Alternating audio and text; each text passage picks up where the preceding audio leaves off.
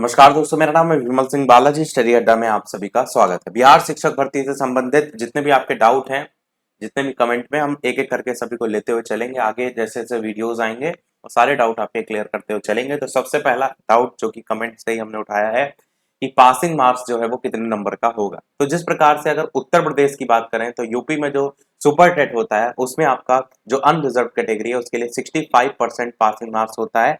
और अगर 65% निकालेंगे आप, 150 नंबर का पेपर होता है, तो आपका जो नंबर आपको लाने होते हैं वो 97 जो है वो लाने होते हैं। मैं उत्तर प्रदेश की पहले बात कर रहा हूँ ताकि आपको चीजें समझ में आए।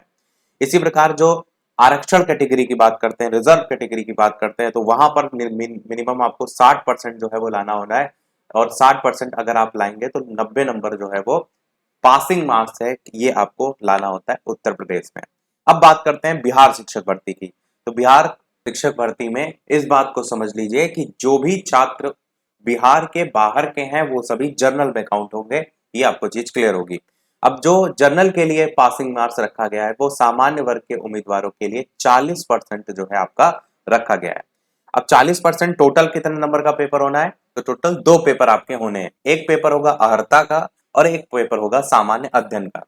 तो जो अहर्ता है उसको अभी थोड़ी देर के लिए छोड़ दीजिए। सामान्य अध्ययन का 120 नंबर यहाँ पर प्रश्नों की संख्या है और 2 घंटे का पेपर है और टोटल 120 टोटल अंक है।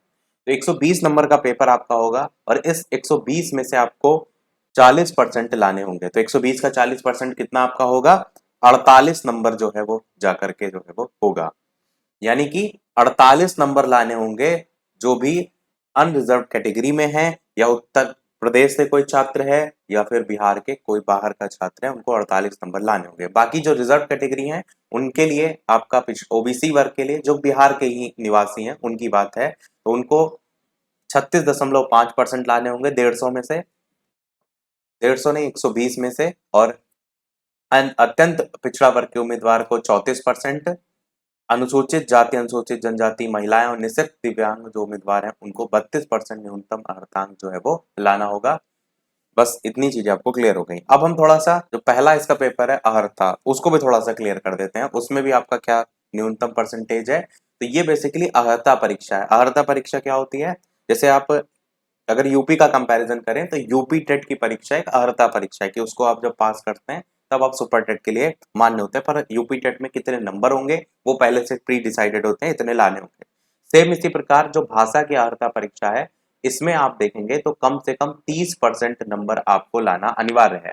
तो कितने में से 100 प्रश्नों की संख्या है, 30% मतलब 30 नंबर सीधे सीधे। तो यहाँ पर आपके केवल 2 पोर्शन आने हैं। 2 घंटे का पेपर होगा। एक पोर्शन 25 नंबर का आना है जो कि आपका इंग्लिश जो है वो कंपलसरी है, कोई इसमें किसी प्रकार की चॉइस नहीं है। और दूसरा जो 75 नंबर है उसमें आप हिंदी, उर्दू, बांग्ला इनमें से किसी एक भाषा का चुनाव कर सकते हैं, तो आप हिंदी का ही करेंगे। तो इंग्लिश 25 नंबर और 25 क्वेश्चन और 75 जो है वो क्वेश्चन आपके हिंदी के। तो इनको जोड़ करके आपको 100 में से 30 प्रश्न आपको सही करने हैं, तभी आप नेक्स्ट वाले के लिए क्वालिफाई माने जाएंगे। तभी आप सामान्य अध्ययन पेपर के लिए क्वालिफाई माने जाएंगे, वरना आप यहीं से जो है वो बाहर हो जाएंगे।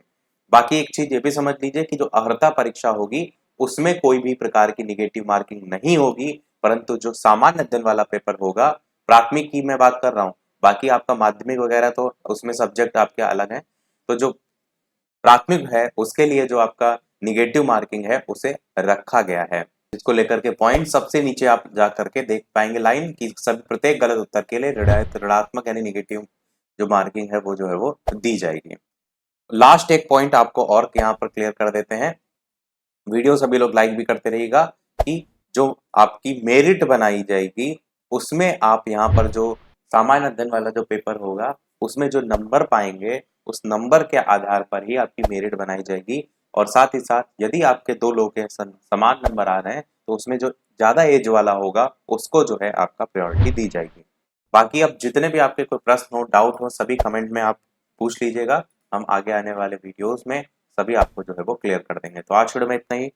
मिलते हैं अगले वीडियो में। वीडियो लाइक शेयर सब्सक्राइब अवश्य कीजिएगा। मिलते हैं अगले वीडियो में, तब तक के लिए नमस्कार, जय हिंद।